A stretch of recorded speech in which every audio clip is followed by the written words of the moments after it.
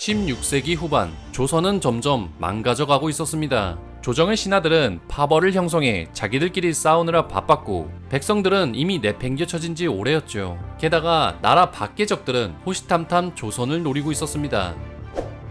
이대로 가다간 나라가 망해버릴 것이라 내다본 한 인물이 있었습니다. 그는 건국된 지 200년 가까이 된 조선이 온갖 병폐에 시달리고 있는 상태라 진단했죠. 당쟁이 치열하던 정치판에 뛰어든 그는 외롭게 투쟁하며 개혁을 외칩니다. 편나누기 하는 이들을 지적하며 중립을 유지하려고 했죠. 그리고 무엇보다 백성들의 삶을 바꾸기 위해선 횡포를 일삼는 관리들을 갈아치우고 오래된 제도 또한 바꿔야 한다고 말합니다. 그리고 국방을 강화해 외부의 적들로부터 대비해야 한다고도 주장했죠. 조선의 현실을 바라본 유학자, 그는 바로 율곡 이이입니다.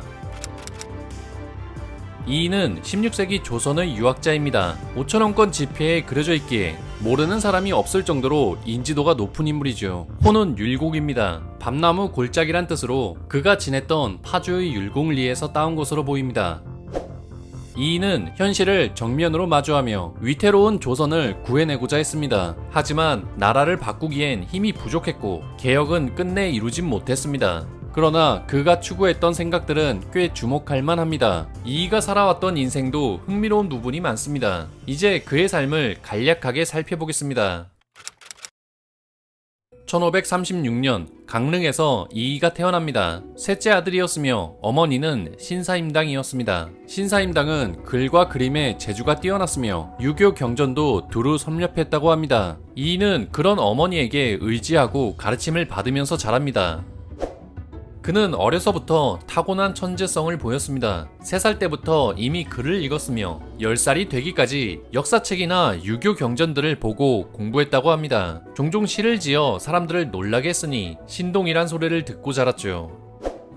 그는 13살에 과거시험을 보게 됩니다. 어린 나이에 진사시험 초시에 합격하게 되면서 주변을 놀라게 했죠. 이어서 복시에는 응시하지 않은 것으로 보아 단지 능력을 가늠해 보려고 했던 모양입니다. 천재라는 타이틀로 그의 미래는 완벽할 것처럼 보였죠.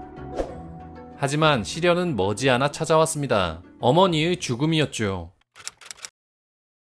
신사임당은 이이가 16살 때 병으로 세상을 떠납니다. 당시 이이는 아버지 이원수를 따라 평안도로 떠나 있었습니다. 이이는 어머니의 별세 소식을 듣고 충격을 받습니다. 많이 의지했던 어머니이기에 그 상실감은 말할 수 없이 컸죠. 이런 상황에서 아버지는 새 부인을 들입니다. 이이는 새 어머니와 사이가 별로 좋지 않았고 아버지와의 관계 또한 그저 그런 듯 했죠. 오직 어머니 신사임당을 잃은 상실감이 컸습니다. 그는 허망감과 슬픔에 사로잡혔고 봉은사로 가서 불교 경전들을 들여다보게 됩니다. 그리고 3년상을 치르고 난 이후엔 충동적인 결정을 내리게 됩니다. 출가를 결심했죠. 아버지에게 알리지도 않고 가출하다시피 집을 나왔다고 합니다. 이이는 19살에 금강산에 들어가 승려가 됩니다. 승려 생활을 하며 불도를 닦습니다. 생불이라 불릴 정도로 열심히 했다고 하죠. 이때 불교 경전들을 두루 접한 것으로 보입니다. 하지만 오래가지 못했습니다. 그가 찾고자 했던 학문은 유학에 있었습니다. 이이는 끝내 1년 만에 승복을 벗고 하산합니다. 다시 유학자로 돌아왔죠. 충동적이었던 출가를 후회하며 과거 시험을 준비했습니다. 이이가 불교를 접했던 경험은 이후 그의 사상에 적지 않은 영향을 주기도 합니다. 하지만 유학자들 사이에서는 이단의 길을 걸었다는 이유로 큰 비난을 받기도 했죠. 이이는 21살에 두 번째 과거 시험을 치릅니다. 문과 초시에 장원으로 합격했죠. 이어서 23살에는 별시 초시에서 다시 한번 장원으로 합격합니다. 그는 무서울 정도로 기세등등했죠. 하지만 성균관 유생들은 이이를 못마땅하게 여겼습니다. 잠시 불교에 몸담았었다는 이유로 그를 따돌렸습니다. 이이는 몇몇 절친한 이들을 제외하고는 유생들과 쉽게 어울리지 못했습니다. 26살에는 아버지 이원수가 세상을 떠납니다. 이이는 3년상을 치르고 난 이후 29살 때부터 연달아 과거 시험을 치르게 됩니다. 한 해 동안 수차례 시험을 치렀고 놀랍게도 모두 장원급제한 성과를 보여주었죠. 어렸을 때 봤던 시험까지 합쳐서 총 9번의 장원을 달성했다고 하여 구도 장원공이라는 별칭으로 불렸습니다. 하지만 그가 항상 장원으로 급제한 것은 아니었습니다. 그냥 보통으로 급제한 적도 있으며 심지어 떨어졌던 경험도 있었다고 합니다. 떠오르는 유학자였던 이인은 이제 본격적으로 관직 생활을 시작합니다. 화려한 이력으로 정육품에 파격적으로 등용되었죠. 당시 나라 안은 연달아 벌어진 사화로 인해 혼란스러웠습니다. 특히 권력을 쥐고 싶었던 외척 세력들로 인해 을사사화가 벌어져 많은 사람들이 희생당했죠. 그리고 이를 벌인 장본인들이 공신에 책봉되었습니다. 이는 이것이 부당한 일이라 여겼습니다. 그는 잘못된 것을 바로잡고자 했습니다. 을사사화를 주도한 윤원영 일파를 비판하는 상소를 올렸죠. 을사사화를 일으킨 관련자들이 벌을 받기는커녕 오히려 공신에 임명되었다는 점을 지적합니다. 자격 없는 공신을 박탈하자는 위훈 삭제를 주장했죠. 게다가 이인은 관련된 인물 중 하나인 심통원을 탄핵하는 상소를 올립니다. 사실 심통원은 이이가 유생들에게 따돌림을 당할 때 도움을 준 인물이었죠. 이인은 그에게 신세를 진 적이 있었지만 심통원이 저지른 비리, 뇌물 사건을 덮어둘 수 없어 탄핵 상소를 올린 것입니다. 공정함을 가리기 위해 최대한 사사로움을 배제한 행동으로 보이죠. 이이가 관직에 등용되고 나서 얼마 후 선조가 왕위에 오르게 됩니다. 선조는 서자 출신의 왕이었으며 어린 나이에 즉위하게 됩니다. 때문에 대신들의 눈치를 많이 봐야 했습니다. 과감하게 뭔가를 하기보다 현 상태를 유지하려고 했죠. 하지만 이인은 바꾸려고 했습니다. 그는 현재 조선이 매우 위태롭다고 진단했습니다. 어떤 왕조든 시간이 지나면 부패하듯 조선도 건국된 지 200년이 다 되어가 쇠퇴기에 접어들었기에 고칠 것이 많다고 보았습니다. 그냥 두면 망할 것이라 생각했죠. 그는 다른 신하들과는 다르게 명확하게 무슨 일을 해야 할지 짚어줍니다. 지금은 변화가 필요한 시대, 경장의 시대라고 보았죠. 현실을 변화시키고 싶었기에 선조에게 꾸밈없는 직원을 아끼지 않았습니다. 34살에는 사가독서의 혜택을 받아 동호문답이라는 국가 운영에 관한 글을 씁니다. 그런데 선조는 이이가 주장한 개혁 정치에 미지근하게 반응합니다. 물론 능력 있는 그를 매우 아끼긴 했지만 자꾸 개혁을 내밀어서 부담스럽기도 하고 거침없는 직원이 껄끄럽기도 했죠. 이때 조정 내부에서 갈등의 씨앗이 커지고 있었습니다. 붕당의 낌새가 보이기 시작했죠.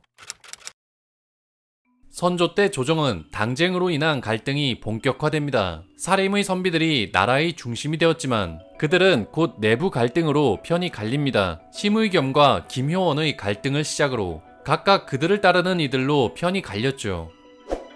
심의겸과 김효원은 이조전랑의 관직을 놓고 다퉜습니다. 인사특권이 있는 직책이었기에 권력이 상당한 자리였죠. 상대가 그 자리에 앉지 못하도록 약점을 들춰내 서로를 비방했습니다. 그러는 과정에서 파벌이 형성되었죠. 영남 지역의 신진사림인 동인 세력과 이전부터 정치에 가담했던 기성사림인 서인 세력으로 나뉩니다. 경복궁을 기준으로 심의겸이 사는 곳은 서쪽, 김효원이 사는 곳은 동쪽이라 동인과 서인으로 불렸죠. 동인 쪽에 이황과 조식의 제자들이 많아 더 우세한 상황이었습니다. 이들은 서로 자기네 세력을 위해 다투게 됩니다. 사실 이인은 처음엔 붕당이 큰 문제가 되진 않을 것이라 생각했었습니다. 사람들 의견이야 다를 수 있으니까요. 붕당을 예견했던 인물은 바로 영의정 이준경이었습니다. 이준경은 이미 붕당이 생겨나기 3년 전에 사림이 분열할 것이라 보았습니다. 사사로운 이익으로 다툼이 벌어져 폐해가 생겨날 것이라 예견했죠. 그리고 그 중심에는 이의가 있을 것이라 보았습니다. 이의의 단호한 성격이 적을 만들 것이라 생각했죠. 이준경은 그렇게 말을 남기고 세상을 떠납니다. 화가 난 이인은 이준경이 죽어서도 말이 악하다고 평했습니다. 이때까지만 해도 이인은 붕당 형성이 큰 문제가 될 것이라 생각하지 않았기 때문이었죠.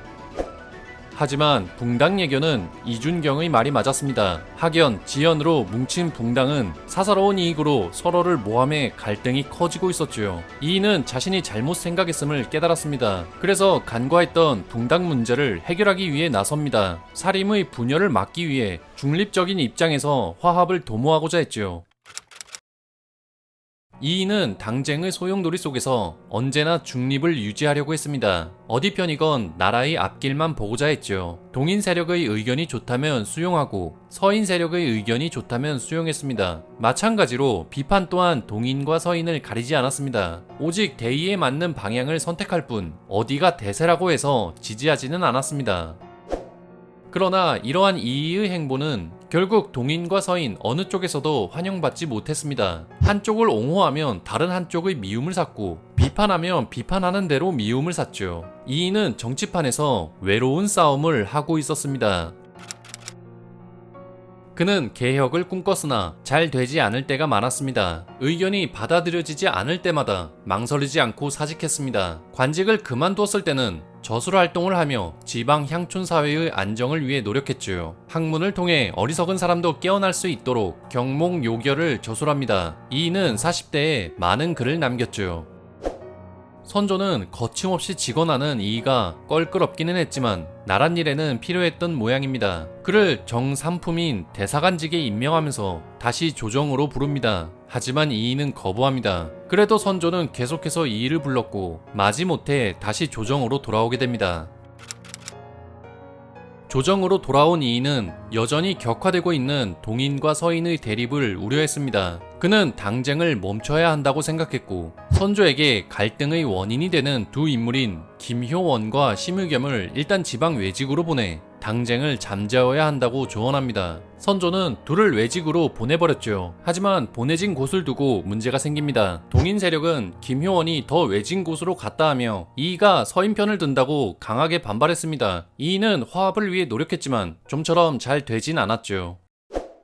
이이는 나라의 경제 문제에도 개혁을 이야기합니다. 무엇보다 백성들이 먹고 사는 문제를 풀지 못한다면 나라의 미래도 없다고 보았죠. 그래서 경제사 설치를 주장하기도 했습니다. 하지만 선조가 반대했기에 무산되었죠. 이이는 국방에도 문제가 많다고 보았습니다. 사방에서 외적이 침략해 오는데도 조선의 병력은 너무나 부실하다고 말하죠. 그는 병조판서로 임명되어 군사를 담당하기도 했습니다. 임금에게 시무 6조를 지어 제출합니다. 국방을 강화할 수 있는 대안들이 적혀 있었죠. 군사를 늘리기 위해선 군량미를 비축해야 하고 군량을 늘리려면 지금의 세금 제도를 개편해야 한다는 내용, 전투에 필요한 말을 늘리고 군인들을 교육시켜 충성심을 높여야 한다는 내용들이 있었습니다. 반대하는 세력이 있어 잘 되진 않았습니다.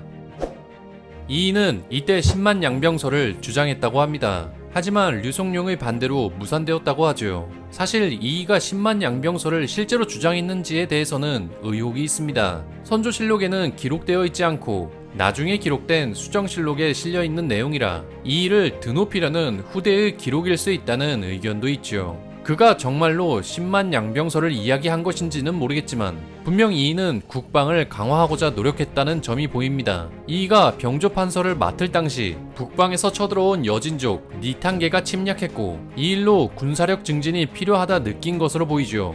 남해안에는 왜구의 침략도 잦았을 것이니 나라가 위기에 몰려있다고 보았을 것입니다. 이 당시 이이를 숨막히게 한 것은 꺼지지 않는 당쟁이었습니다. 그는 붕당 간의 화합을 도모하고자 계속 노력합니다. 화합을 위해 노력했지만 결과적으로 잘 되진 않았습니다. 해결하려고 애쓸수록 상대 세력에게 미움만 받았죠. 이이는 사실 서인 세력인 심의겸과 친분이 있었습니다. 때문에 동인은 이이를 일방적으로 서인으로 몰아갔습니다. 그가 벌인 정책이 동인의 반발을 산 적도 많았죠. 뜻하지 않게 그는 서인의 인물로 지목되어 당쟁의 소용돌이에 휩쓸려 가고 있었죠. 말년에 이이는 약점이 될 만한 일을 저지릅니다. 북방의 군사제도를 계획, 실행한 후 임금에게 알리지 않고 나중에 보고하는 실수를 하게 되죠.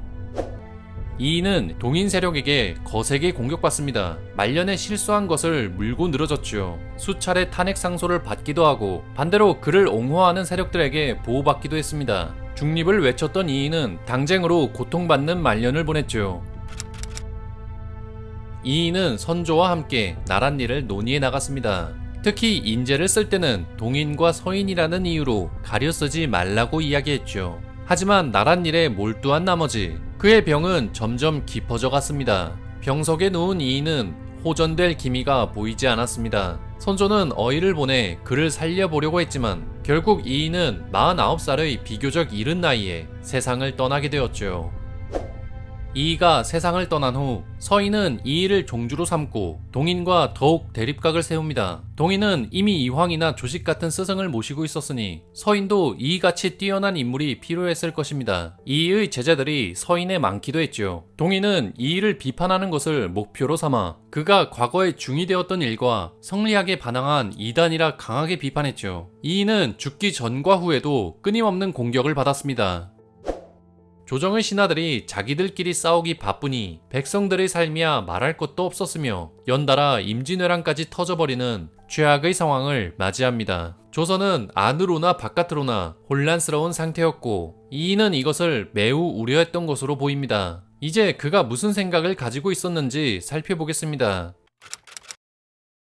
이이는 관념적인 학문보다는 실용적인 학문에 더 관심이 많았습니다. 같은 성리학자인 이황과 자주 비교되기도 합니다. 이황이 이상적인 관념에 머물렀다면 이이는 현실적인 해결책을 추구했죠. 현실과 이상을 적절히 조화하려고 했습니다. 이것은 그의 이기론 사상으로도 살펴볼 수 있습니다. 도덕관념인 리와 현상적 진료인 기의 관계죠. 이이는 동시대 유학자인 화담 서경덕과 퇴계 이황의 이기론 사상을 적절히 비판적 수용하게 됩니다.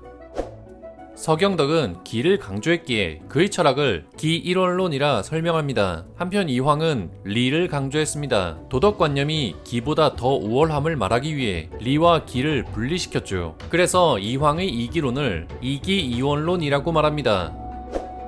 이 두 인물을 살펴본 이이는 서경덕이 지나치게 기에 치우쳤다 생각했고 이황은 지나치게 리에 치우쳤다 생각했습니다. 윤리 이치도 중요하지만 그것을 행할 몸뚱이와 밥그릇도 중요하다고 보았죠. 사람은 누구나 기의 요소, 온갖 욕망이 뒤섞인 존재이며 그 안에 선한 이치가 있다고 보았습니다.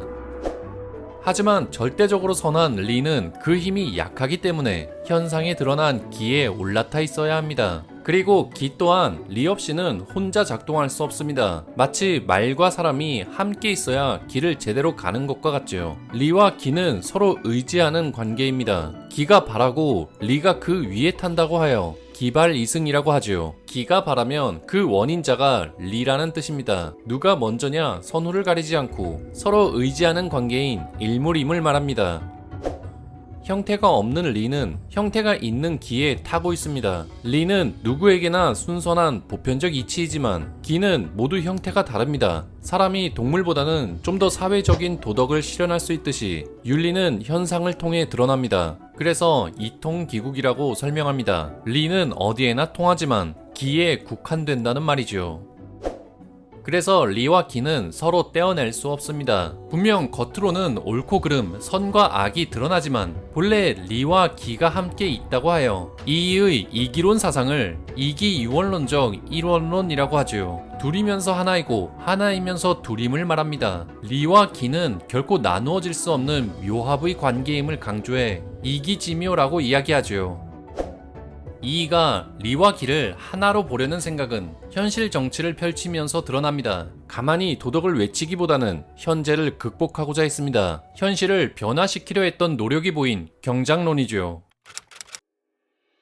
이이는 역사를 살펴봤을 때 진행되는 패턴이 있다고 생각했습니다. 창업, 수성, 그리고 경장의 시기가 있다고 보았죠. 나라가 처음 건국되면 초기엔 이것저것 제도를 계획하고 실행하는 창업의 과정을 거칩니다. 점점 시간이 지나면서 제도를 정비하고 유지하는 수성의 과정 또한 겪게 되죠. 그리고 더 많은 시간이 지나면 오래된 제도의 폐단이 생겨 나라가 병들어버리는 쇠퇴기가 찾아온다고 합니다. 이 쇠퇴의 시기를 극복하기 위해선 경장, 즉 개혁이 필요하다고 말하죠. 이이는 현재 조선이 쇠퇴의 시기라 진단했고 개혁을 통해 고쳐나가야 한다고 보았습니다. 만약 고쳐나가지 않는다면 오래된 제도는 계속해서 폐단을 불러일으키고 그 피해는 고스란히 백성들이 입는다고 말하죠. 이런 상황에서 외적의 위협까지 있으니 당장 고쳐나가지 않으면 안 된다고 생각했습니다. 그래서 이이는 개혁의 시대, 경장론을 주장합니다. 느슨해진 현재를 극복하고 폐단을 일으키는 제도를 하나씩 바꿔나가는 개혁 정신을 보여주었죠.